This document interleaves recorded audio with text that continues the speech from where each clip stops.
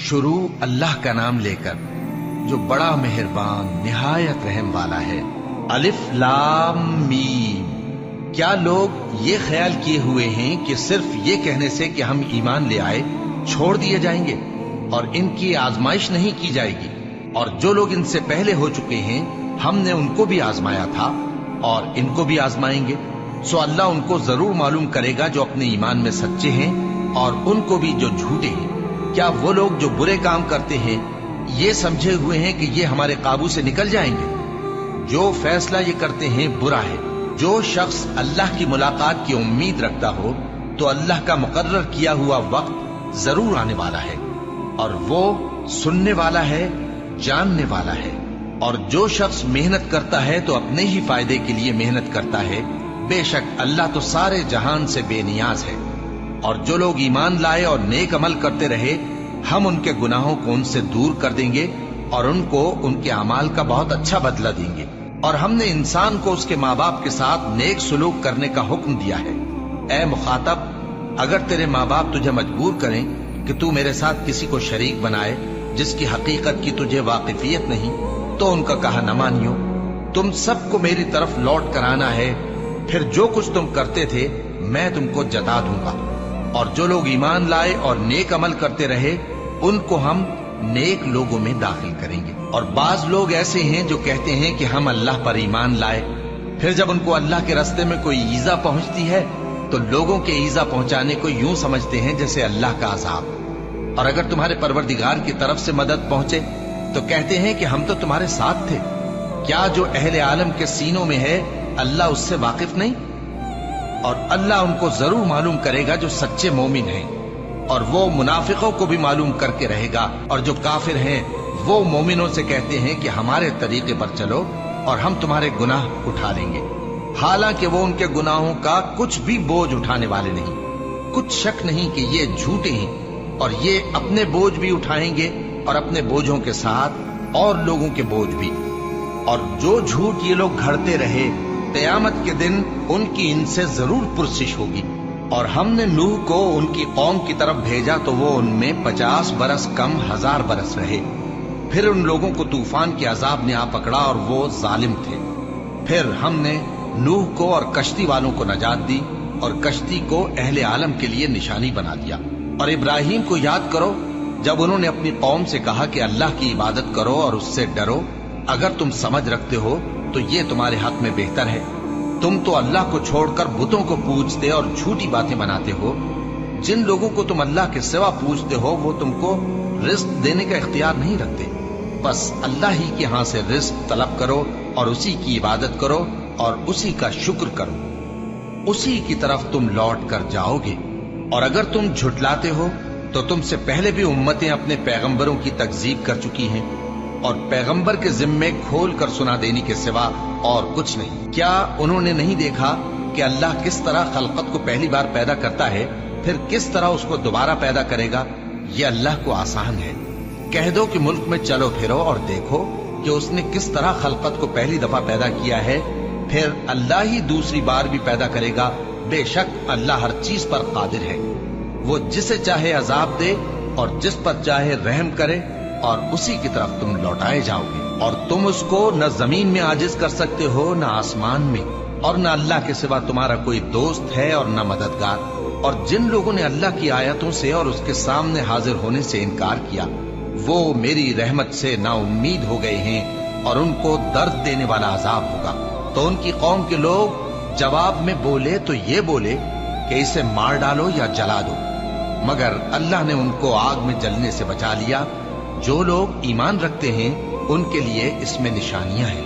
اور ابراہیم نے کہا کہ تم جو اللہ کو چھوڑ کر بتوں کو لے بیٹھے ہو تو دنیا کی زندگی میں باہم دوستی کے لیے، مگر پھر قیامت کے دن ایک دوسرے کی دوستی سے انکار کر دو گے اور ایک دوسرے پر لعنت بھیجو گے، اور تمہارا ٹھکانہ دوزخ ہوگا اور کوئی تمہارا مددگار نہ ہوگا۔ بس ان پر ایک لوط ایمان لائے اور ابراہیم کہنے لگے کہ میں اپنے پروردگار کی طرف ہجرت کرنے والا ہوں، بے شک وہ غالب ہے، حکمت والا ہے۔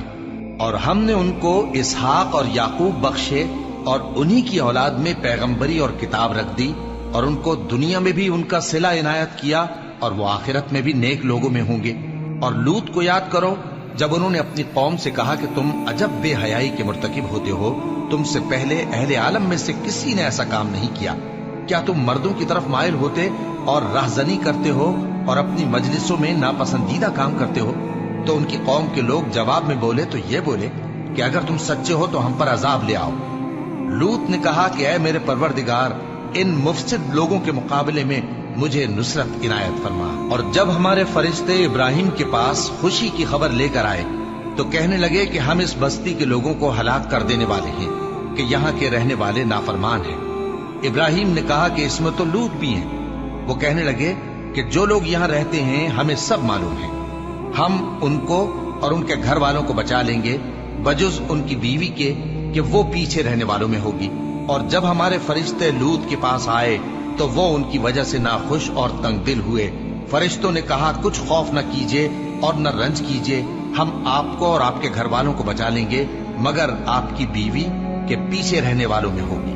ہم اس بستی کے رہنے والوں پر اس سبب سے کہ یہ بدکرداری کرتے رہے ہیں آسمان سے عذاب نازل کرنے والے ہیں، اور ہم نے سمجھنے والے لوگوں کے لیے اس بستی کی ایک کھلی نشانی چھوڑ دی۔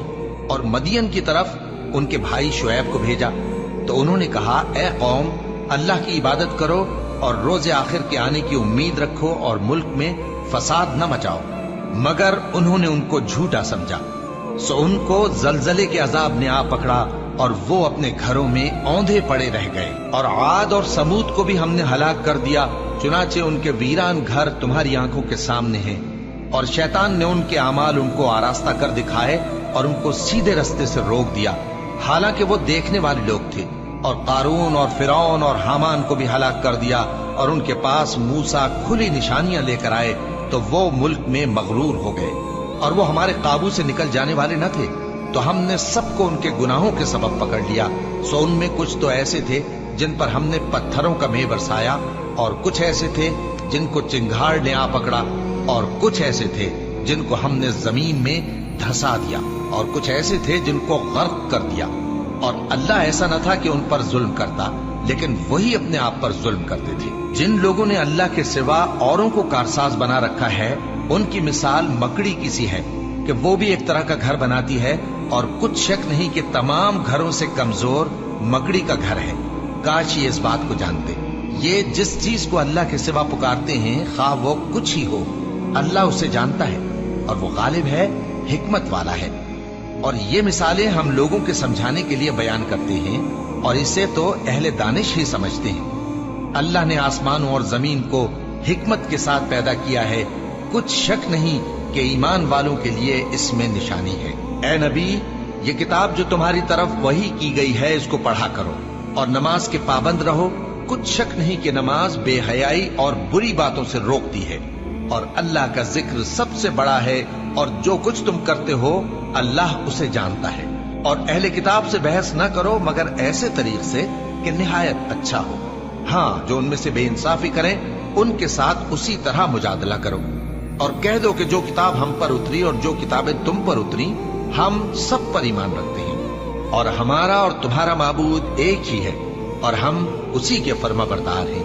اور اسی طرح ہم نے تمہاری طرف کتاب اتاری ہے، تو جن لوگوں کو ہم نے کتابیں دی تھیں وہ اس پر ایمان لے آتے ہیں، اور بعض ان مشرک لوگوں میں سے بھی اس پر ایمان لے آتے ہیں، اور ہماری آیتوں سے وہی انکار کرتے ہیں جو ہیں ہی کافر۔ اور تم اس سے پہلے کوئی کتاب نہیں پڑھتے تھے اور نہ اسے اپنے ہاتھ سے لکھ ہی سکتے تھے۔ ایسا ہوتا تو اہل باطل ضرور شک کرتے، بلکہ یہ روشن آیتیں ہیں جن لوگوں کو علم دیا گیا ہے ان کے سینوں میں محفوظ، اور ہماری آیتوں سے وہی لوگ انکار کرتے ہیں جو بے انصاف ہیں۔ اور کافر کہتے ہیں کہ اس پر اس کے پروردگار کی طرف سے نشانیاں کیوں نازل نہیں ہوئی؟ کہہ دو کہ نشانیاں تو اللہ ہی کے پاس ہیں، اور میں تو کھلم کھلا خبردار کرنے والا ہوں۔ کیا ان لوگوں کے لیے یہ کافی نہیں کہ ہم نے تم پر کتاب نازل کی جو ان کو پڑھ کر سنائی جاتی ہے؟ کچھ شک نہیں کہ مومن لوگوں کے لیے اس میں رحمت اور نصیحت ہے۔ کہہ دو کہ میرے اور تمہارے درمیان اللہ ہی گواہ کافی ہے۔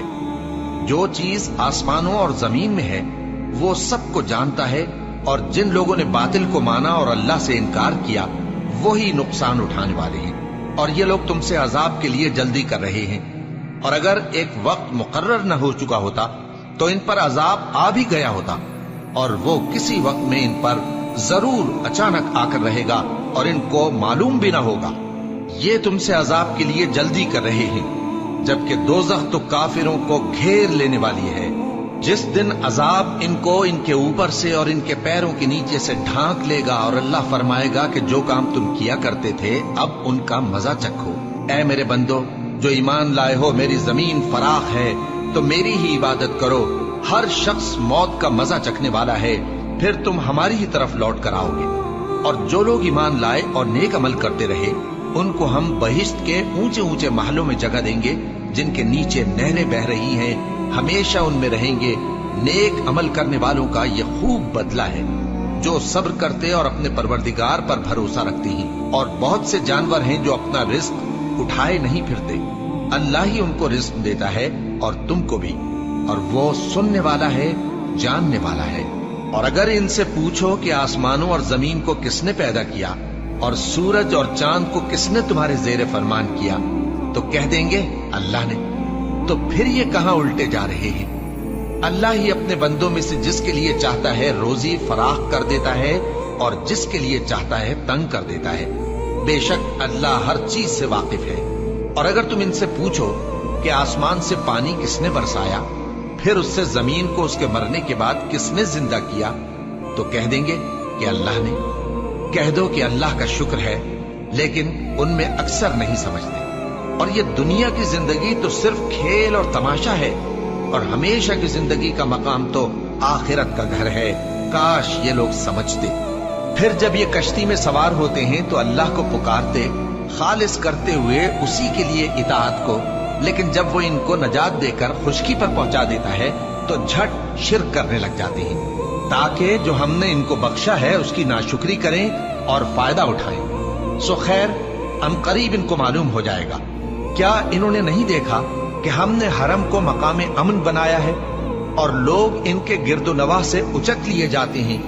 کیا یہ لوگ باطل پر اعتقاد رکھتے ہیں اور اللہ کی نعمتوں کی ناشکری کرتے ہیں؟ اور اس سے بڑا ظالم کون جو اللہ پر جھوٹ بہتان باندھے، یا جب حق بات اس کے پاس آئے تو اس کی تکذیب کرے؟ کیا کافروں کا ٹھکانہ جہنم میں نہیں ہے؟ اور جن لوگوں نے ہمارے راستے میں محنت کی، ہم ان کو ضرور اپنے رستوں پر چلا دیں گے، اور اللہ تو نیکوکاروں کے ساتھ ہے۔